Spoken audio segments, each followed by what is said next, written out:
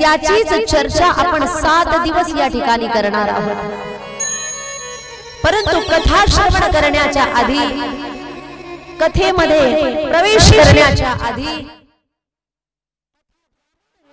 आधी आपण शिव पुराण श्रवण करण्यासाठी त्या पद्धतीची पात्रता आपल्यामध्ये आहे की नाही हे जाणून घेतलं पाहिजे।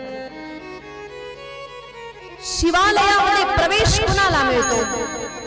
भगवान श्री शिवजींची प्राप्ती कुणाला होते?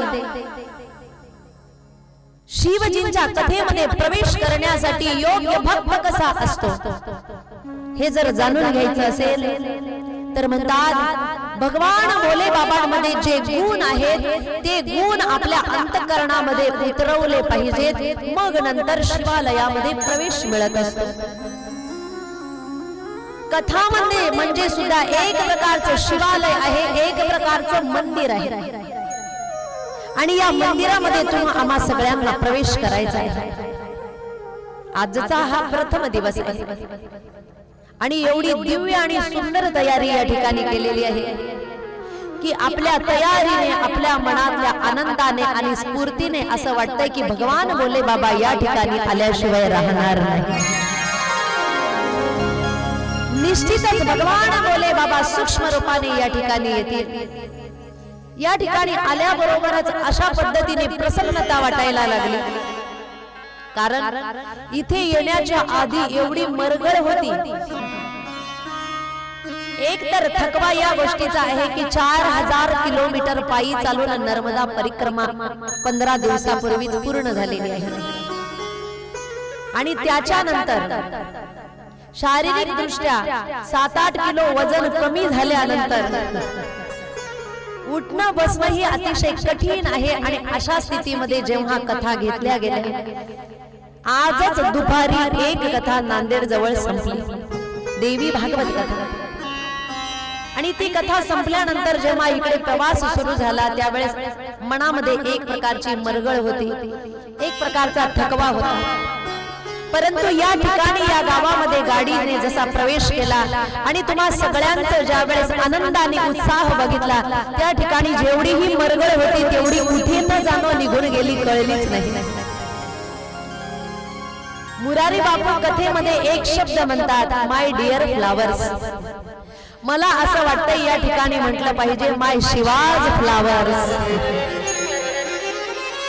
भगवान श्री शिवजींचे भक्त जो उच्चार भगवान परमात्म्याचा या ठिकाणी होत होता, जो उत्साह या ठिकाणी होता, भगवान श्री शिवजींच्या बद्दल अंतःकरणामध्ये जी आस्था आहे ही आस्था मुखाने आणि चेहऱ्याच्या द्वारे, शारीरिक हालचालीद्वारे त्या ठिकाणी सगळ्यांच्या मधून बाहेर पडताना दिसत होता।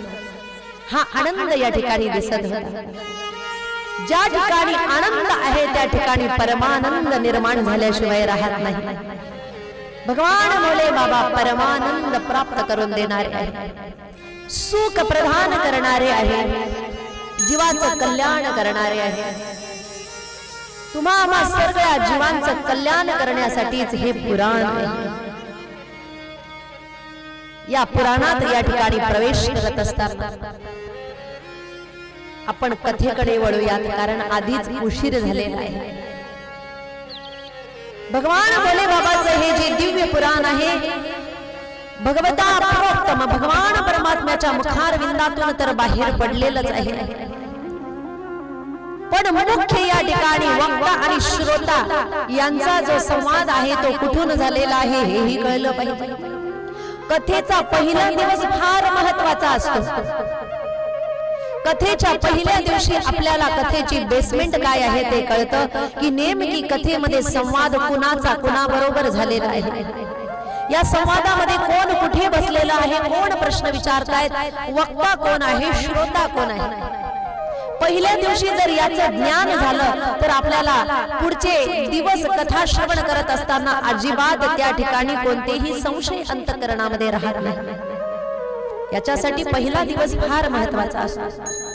पण शोकांतिका अशी असते की कथेचा पहिला दिवस म्हटलं म्हणजे लोक म्हणतात आज पहिलाच दिवस आहे ना, जाऊ उद्या परवा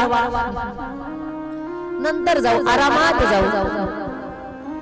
पण पहिला दिवस एवढा महत्वाचा असतो की विषयाला प्रवेश कुठून झालेला आहे, कुणाकुणाचा संवाद कुणा बरोबर झालेला आहे, हे पहिल्याच दिवशी महत्व त्या ठिकाणी मनुष्याच्या लक्षात येतं. जसं लहान बालक शाळेमध्ये जातात आणि तिथे गेल्यानंतर नर्सरी पासून ज्युनियर केजी, सिनियर केजी, त्याच्यानंतर फर्स्ट, सेकंड, थर्ड हे सगळं सुरू होतं. परंतु नर्सरी केलेली नाही, ज्युनियर केजी नाही, सिनियर केजी नाही, फर्स्ट नाही, सेकंड नाही, डायरेक्ट 5वी मध्ये जर बसवलं तर कळेल का? ज्यांना अ आ इ ABCD किंवा ज्याही ठिकाणी टाकलेलं आहे त्या शब्दांचं ज्ञान जर झालं नाही आणि डायरेक्ट त्यांना वर्गामध्ये ऍडमिशन दिलं तर त्यांना काहीही कळणार नाही, कितीही हुशार मुलगा असला तरी सुद्धा. का? डायरेक्ट वरच्या वर्गामध्ये त्याचं ऍडमिशन केलेलं आहे. पण पहिल्या वर्गापासून प्रारंभ जर केला तर सुरुवातीपासूनचं ज्ञान त्याला प्राप्त होतं आणि पहिली बेसमेंट ज्याची पक्की झालेली आहे त्याला पुढच्या वर्गामध्ये जाताना ज्ञान ग्रहण करत असताना कोणत्याही प्रकारचे अडथळे निर्माण होत नाही. तसं पुढचे दिवस कथा श्रवण करण्याच्या आधी पहिल्या दिवसामध्ये काय सांगितलेलं आहे, कुणाचा संवाद आहे, कथाला प्रारंभ कुठून झालेला आहे याचं ज्ञान प्राप्त होतं. म्हणून पहिला दिवस कथेचा फार महत्वाचा असतो, अतिशय महत्वाचा असतो. आपण श्रवण करतोय की भगवान भोले बाबांची कथा त्यांच्या मुखातून बाहेर पडलेली आहे. अतिशय दिव्य कथा आहे. 88,000 ऋषी आहेत ज्यांचं नाव होतं शौनकादी ऋषी. शौनकादी ऋषी पूर्वीच्या कालामध्ये होऊन गेलेले आहेत. त्या शौनकादिक ऋषींना एक नेहमी त्यांचं कार्य असायचं यज्ञयाग होम हवन करण्याचं. साधू संत ऋषी मुनी कार्य काय करतात, जगत कल्याणाचं कार्य करतात.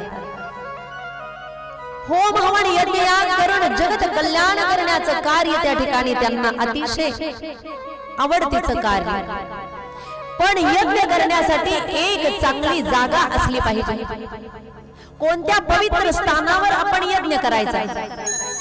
शौनकादिक ऋषी विचार करू लागला, असं कोणतं ठिकाण आहे की ज्या ठिकाणी यज्ञ करायचं? जसं ध्यान धारणा करायची असेल, भगवान परमात्म्याची आराधना करायची असेल तर आपण घरामधल्या देवाऱ्याजवळ जातो. कारण काय आहे? देवाऱ्यामध्ये काय असतं? भगवान परमात्म्याचा नित्य राहण्याचं स्थान आहे. तिथे जाऊन आपण ध्यान धारणा करतो, पूजा पाठ करतो, वाचन करतो. घरामध्ये कुठेही जरी बसलो तरी सुद्धा करू शकतो, परंतु आपल्याला वाटतं की हे स्थान घरातल्या इतर स्थानांपेक्षा अतिशय महत्वपूर्ण आहे, योग्य आहे. गावामध्येही कुठे काही करायचं असेल तर त्याच्यासाठी स्थान निवडलं जातं मंदिर. कुणाला पूजा पाठ करायचे असतील, ग्रंथ वाचन करायचे असतील तर स्थान निवडलं जातं पवित्र एखादं मंदिर. तसं एखादं पवित्र स्थान असलं पाहिजे यज्ञ करायचा होता. जो यज्ञ 2-3 महिने नाही, 2-3 वर्ष नाही, हजारो वर्ष यज्ञ चालू असतो. अशा यज्ञाला प्रारंभ करायचा होता. शौनकादिक ऋषींनी त्या ठिकाणी श्रीहरी विष्णूचं ध्यान केलं. भगवान श्रीहरी विष्णू प्रकट झाले आणि म्हणतायत की असं स्थान सांगा की ज्या स्थानावर आम्ही यज्ञ करणार. भगवान भोले बाबांनी सुदर्शन चक्र सोडलं. चक्र ज्या स्थानावर स्थिर झालं ते स्थान होतं भारत भूमी मधलं नैमिषारण्याची भूमी. त्या नैमिषारण्यामध्ये सुदर्शन चक्र स्थिर झालं.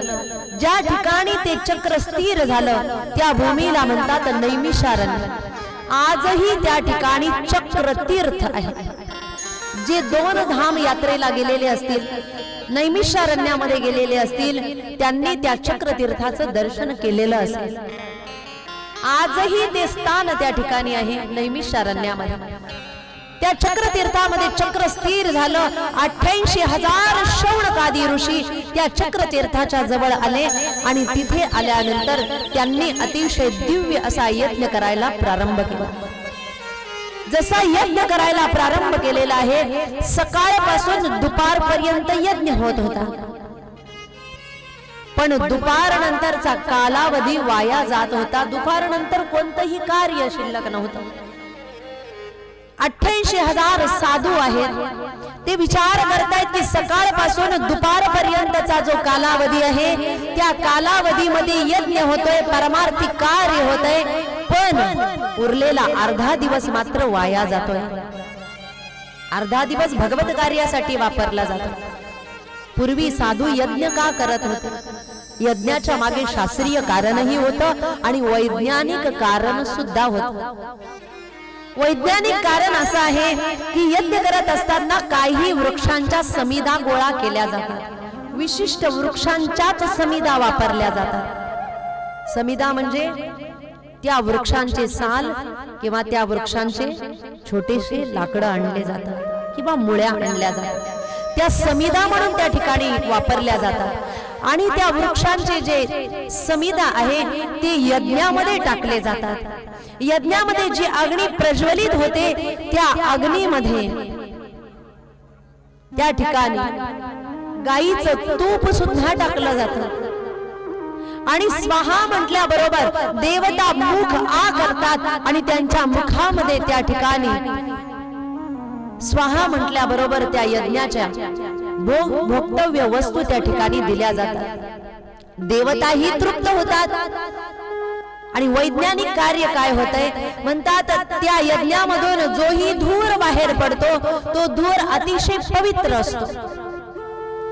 ज्या वनस्पतींचा लाकडाला जाळल्यानंतर पवित्र असा धूर तयार होतो तेच त्या ठिकाणी समिधा म्हणून वापरल्या जातात. याचा अर्थ वातावरण शुद्ध करण्यासाठी सुद्धा यज्ञ केला जात होता. दुसरं कारण असं आहे की पृथ्वीच्या वरती काही अंतरावर ओझोनचा थर आहे.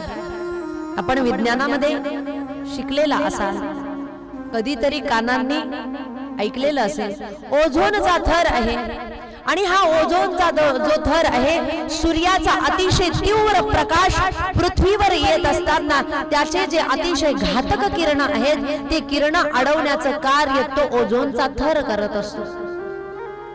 पण पृथ्वीवरच्या वेगवेगळे जे कारखाने आहेत त्या कारखान्यांमधून निघालेला कार्बन डाय ऑक्साईड आहे, वेगवेगळ्या प्रकारचा धूर आहे.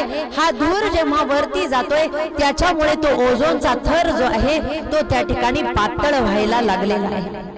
काही वर्षानंतर स्थिती अशी निर्माण होईल की तीव्र असे घातक किरण डायरेक्ट पृथ्वीवर येतील आणि ते किरण पृथ्वीवर आल्यानंतर मानव जातीला अतिशय ते दुःखदायक आहे, घातक आहे.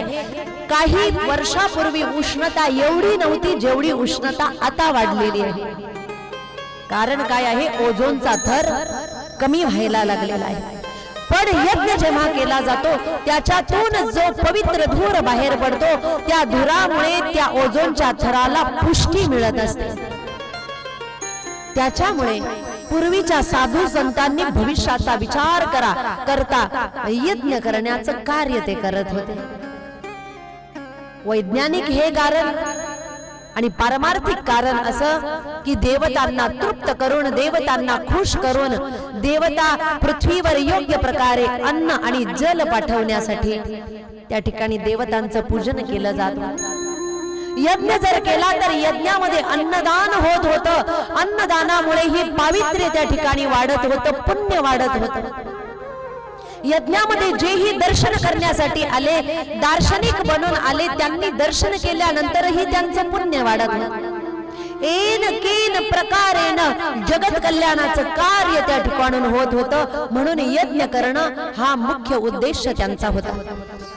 शौनकादी ऋषी नैमिषारण्याच्या पावनभूमीमध्ये यज्ञ करत होते. पण अर्धा दिवस यज्ञ आणि अर्धा दिवस वेळ वाया जात होता. आता उरलेल्या अर्ध्या दिवसामध्ये काय केलं पाहिजे मनामध्ये विचार करतायत.